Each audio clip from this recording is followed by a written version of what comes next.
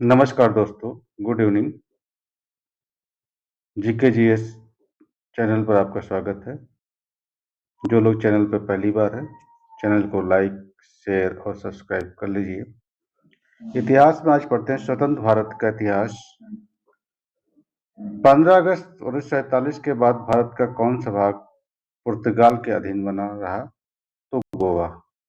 गोवा जो है वो पुर्तगाल के अधीन बना रहा और गोवा बाद में पुर्तगालियों से मुक्त कराया गया था। भारत ने 15 अगस्त 1947 के पश्चात किस औपनिवेशिक शक्ति के विरुद्ध स्वतंत्रता संघर्ष जारी रखना पड़ा था? तो पुर्तगीज के विरुद्ध। सबसे पहले आने वाले भी कौन थे? वो पुर्तगीज ही थे। अगला है कि 1947 में अखिल भारतीय कांग्रेस कमेटी द्वारा गठित इकोनॉमिक्स प्रोग्राम कमेटी ईपीसी के अध्यक्ष कौन थे? तो कौन थे? जवाहरलाल नेहरू थे। प्रत्येक प्रतीक्षा कर सकती है, परंतु किसी ने किसने कहा था? जवाहरलाल नेहरू। कई बार एग्जाम्स में पूछा गया है। भारतीय राजनीति में 1947 के बाद किस महिला ने सर्वाधिक योगदान दिया? तो औरा आसफ अली। कांग्रेस के आधिकारिक इतिहास के रचयिता कौन है? पट्टाभ सितार रमैया। पट्टाभ सितार रमैया। भारतीय राष्ट्रीय कैलेंडर का प्रथम महीना कौन सा है? तो प्रथम महीना स्टार्टिंग कौन से किससे होता है? और चैत से होता है, 21 या 22 मार्च के आता है। और अंतिम महीना कौन सा होता है? तो होता है फाल्गुन। स्वतंत्र भारत के प्रथम विधि मंत्री कौन थे? तो प्रथम विधि मंत्री कौन थे? Doctor B R Ambedkar, Bhimrao Ambedkar. किस पहले अध्यक्ष ने औपचारिक विंग त्याग कर गांधी टोपी पहनकर सदन की अध्यक्षता की थी? तो प्रथम लोकसभा अध्यक्ष कौन थे? जीपी मावलंकर, गणेश वासुदेव मावलंकर। ये था गणेश वासुदेव मावलंकर। जब भारत की आजादी मिली उस समय जम्मू कश्मीर का शासक कौन था? तो उस समय जम्मू कश्मीर के शासक कौन थे? महाराजा हरि सिंह। जम्मू कश्मीर भारत का अभिन्न अंग कब बना? 26 अक्टूबर 1947 को। जम्मू कश्मीर भारत का अभिन्न अंग कब बना? 26 अक्टूबर 1947 को। स्वाधीन भारत की प्रथम औद्योगिक नीति कब घोषित की गई? तो श्यामा प्रसाद मुखर्जी द्वारा 6 अप्रैल 1948 को। जबकि द्वितीय औद्योगिक नीति कब घोषित की गई?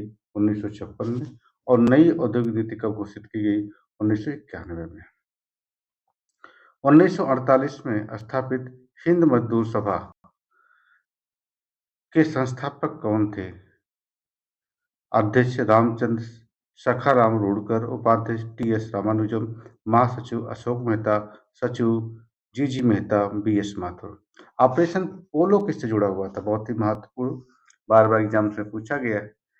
तो हैदराबाद राज्य की सैनिक कार्रवाई से, ऑपरेशन पोलो के माध्यम से ही हैदराबाद को भारत में शामिल किया गया था। और इसमें महत्वपूर्ण भूमिका किसने निभाई थी? तो किसने निभाई थी उस समय? सरदार वल्लभ भाई पटेल और उनके सचिव बी.के. मेनन। तो उनके साथ में बी.के. मेनन की भूमिका महत्वपूर्ण रही है। किसने फांसी पर चढ़ने के पहले इच्छा व्यक्त की थी कि उनकी राख को भारत के लिए पुनः संगठित होने तक संभाल कर रखा जाए और एकीकरण के बाद उसे सिंध नदी में विसर्जित कर दिया जाए? तो ये नाथूराम गोडसे। नाथूराम गोडसे 15 नवंबर 1949 में। मदर टेरेसा के संबंध में सत्य कथन का जन्म अल्बानिया में 1910 में हुआ था। वह 18 वर्ष की उम्र में नन बन गई थी, क्रिश्चियन थी। वर्ष 1929 में भारत आई थी। उन्होंने कोलकाता के रोटो कॉन्वेंट स्कूल में अध्यापन का कार्य किया था। 5 सितंबर 1997 को भारत मृत्यु के समय 5 सितंबर 1997 को भारत की नागरिक थी। मदर टेरेसा द्वारा स्थापित धर्म संघ क्या कहलाता है? Missionaries of charity. 1950 में था। 1950-52 के मध्य जम्मू में डोगरों के संघर्ष का नेतृत्व किसने किया था? कर्ण सिंह। भूमि सुधार के आंदोलन के लिए किसके द्वारा किया गया था? वो महाराजा कर्ण सिंह के द्वारा किया गया था।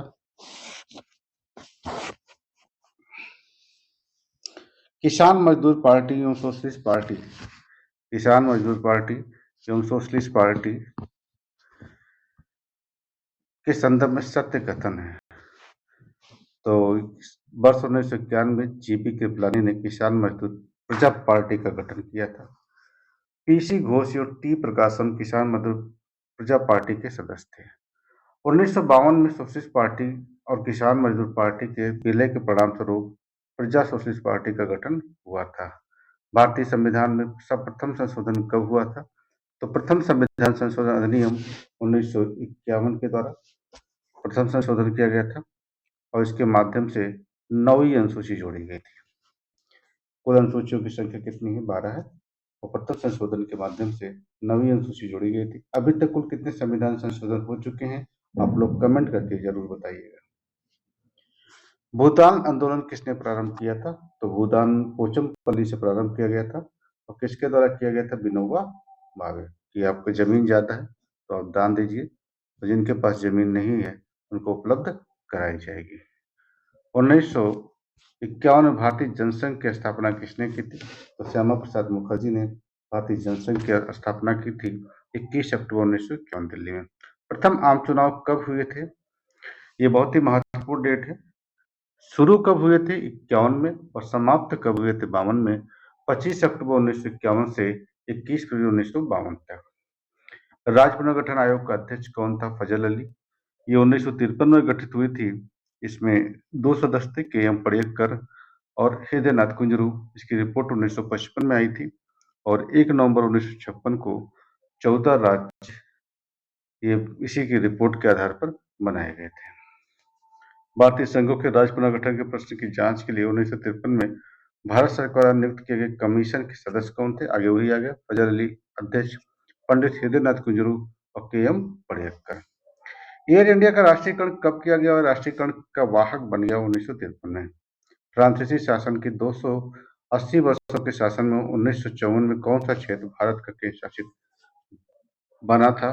पुदुचेरी। 1 नवंबर 1954 को। भारत का उस समय सबसे बड़ा bank imperial bank of India, जिसका नाम बदलकर भारतीय स्टेट बैंक कब रखा गया? जुलाई 1955 में। आप लोग बताइए इंपीरियल बैंक कब बना था? 3 बैंकों को मिलाकर इंपीरियल बैंक किस समय बना हुआ था? किस तिथि को भारतीय संविधान निर्माता डॉक्टर भीमराव अम्बेडकर की मृत्यु हुई थी? 6 दिसंबर 1956। जन्म 14 अप्रैल 1891 में। और जन्म कहाँ पे हुआ था? तो इंदौर के पास महो।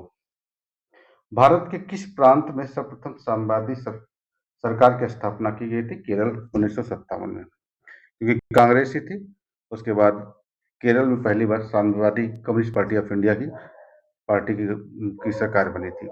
National book trust government of India द्वारा कब स्थापित किया गया? 1 अगस्त 1957।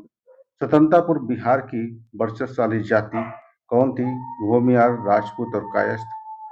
किस राज्य का सचिवालय भवन राइटर्स बिल्डिंग के नाम से जाना जाता है? पश्चिम बंगाल। निर्माण 1777 का। भारत और पाकिस्तान के बीच सिंधु जल संधि पर हस्ताक्षर कब किए गए थे? 19 सितंबर 1960 को कराची को। पुर्तगाली नियंत्रण से गोवा कब स्वतंत्र हुआ? वर्ष 1961 में। अगला है, विश्व में शांति और आपसी सहयोग स्थापित करने के लिए नेहरू जी द्वारा कौन सा सिद्धांत प्रस्तुत किया गया? तो गुट निरपेक्षता, दिसंबर 1961 में। जवाहरलाल नेहरू एवं मोरारजी देसाई के संदर्भ में कथन सत्य है। जवाहरलाल नेहरू मृत्यु के समय भारत के प्रधानमंत्री की चौथी कार्यकाल में थे। तो जवाहरलाल नेहरू मृत्यु के समय भारत के प्रधानमंत्री की चौथी पदावधि में थे। जवाहरलाल नेहरू संसद सदस्य के रूप में इलाहाबाद के फूलपुर संसदीय क्षेत्र का प्रतिनिधित्व करते थे। भारत के प्रथम गैर कांग्रेसी प्रधानमंत्री 1977 में पद पर नियुक्त हुए मोरारजी देसाई। तो नेहरू जी के बारे में लिखा गया है कि मृत्यु के समय भारत के प्रधानमंत्री कौन से कार्यकाल उनका था? तो वो चौथा था। बिल्कुल सही है। किस वर्ष भारतीय साम्यवादी दल मार्क्सवादी एक अलग राजनीतिक दल बन गया? तो 1964 में। Communist party of India CPI और सीपीआई में कम्युनिस्ट पार्टी ऑफ इंडिया मार्क्सवादी। तो किस सन में बना था? 1964 में। याद रखिएगा, बार बार एग्जाम से पूछा जाता है। भारत पाकिस्तान के मध्य घोषित प्रथम युद्ध कब लड़ा गया? 1965 में। और उस समय भारत के प्रधानमंत्री कौन थे 1965 में?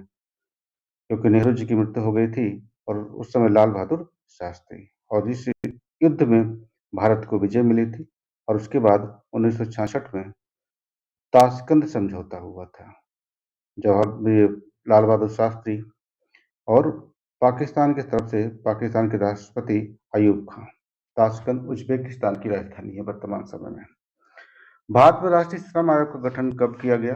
24 दिसंबर 1966 को। प्रजातांत्रिक समाजवाद की अवधारणा को किसने विकसित किया? तो जवाहरलाल नेहरू ने।